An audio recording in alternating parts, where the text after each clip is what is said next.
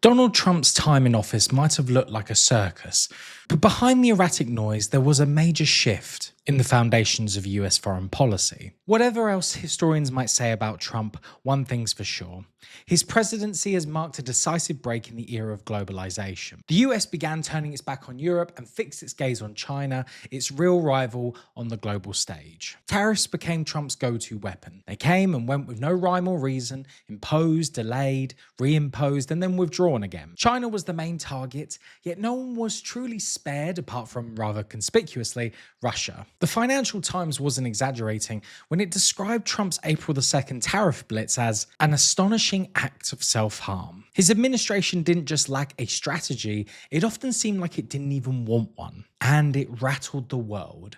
Confidence in the US economy wavered, interest rates climbed, there were whispers of stagflation creeping into the American system. Even the dollar and US government bonds took a hit. The New York Times captured the international mood with brutal honesty. The whole world has decided that the US government has no idea what it's doing. That quote came just months after Trump took office. And it wasn't just critics and journalists saying it. Republican politicians and even billionaires who once backed him are starting to express doubts. Trump's own Commerce Secretary, Wilbur Ross, summed it up. Fear of the unknown is the worst for people, and we are in a period of extreme fear of the unknown. Even if the US wanted to cut imports and make everything at home, it just simply couldn't. Its economy wasn't equipped for that. And yet, Trump zeroed in on China. After years of running a trade surplus with the US, China was sitting on an enormous $3 trillion in foreign exchange reserves, including $761 billion in US Treasury debt. Economists, liberal, conservative, and Marxists alike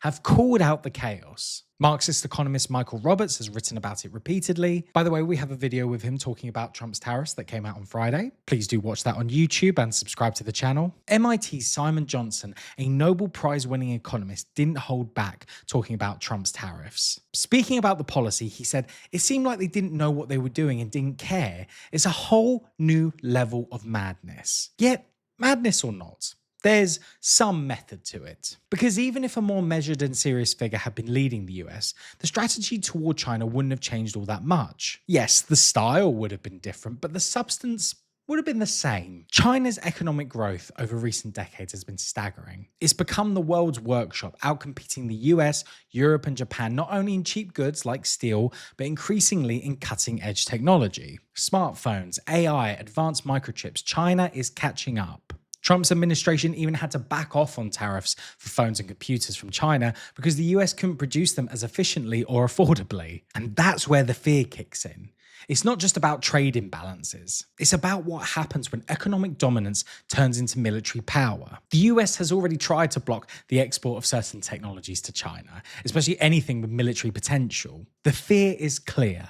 Economic strength in China will inevitably become military strength, advanced, well-funded, and global. But even with its internal contradictions and being challenged on every front, the US remains the dominant military force in the world, well, at least for now. With over $900 billion in defense spending and hundreds of overseas bases, it holds the top spot, but in the Pacific, things are shifting. China's naval power is expanding aggressively, especially in the South China Sea. Disputes over territory with Vietnam, the Philippines, and Japan aren't new, but they're intensifying. And Taiwan, long being seen by Beijing as a breakaway province, is now the site of regular military flyovers and exercises by China. The Pentagon's 2023 China Military Power Report spells it out.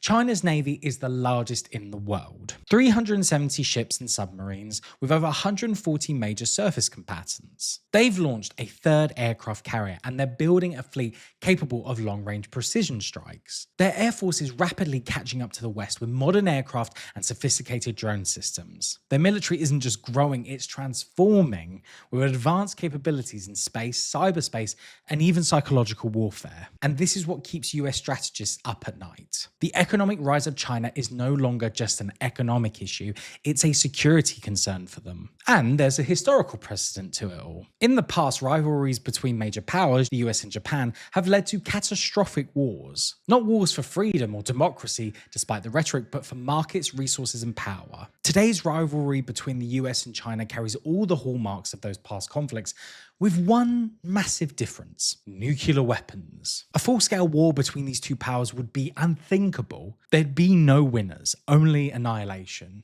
So what comes next then? Well, maybe proxy wars, maybe cyber conflicts, maybe constant jostling in tech and trade. But the only way to avoid repeating history's darkest chapters is for socialist ideas to start shaping global politics. One day, historians will look back at Trump and see more than chaos. They'll see a turning point, a pivotal moment in the decline of US global dominance and the rise of a new world power. They'll see the circus, sure, but they'll also see the tectonic shift beneath it. If you enjoyed this video, please make sure you subscribe to the channel and head over to our website at www.lefthorizons.com. While you're there, sign up for our newsletter and read the full article for more context and analysis. Thank you for watching, and I shall see you next time.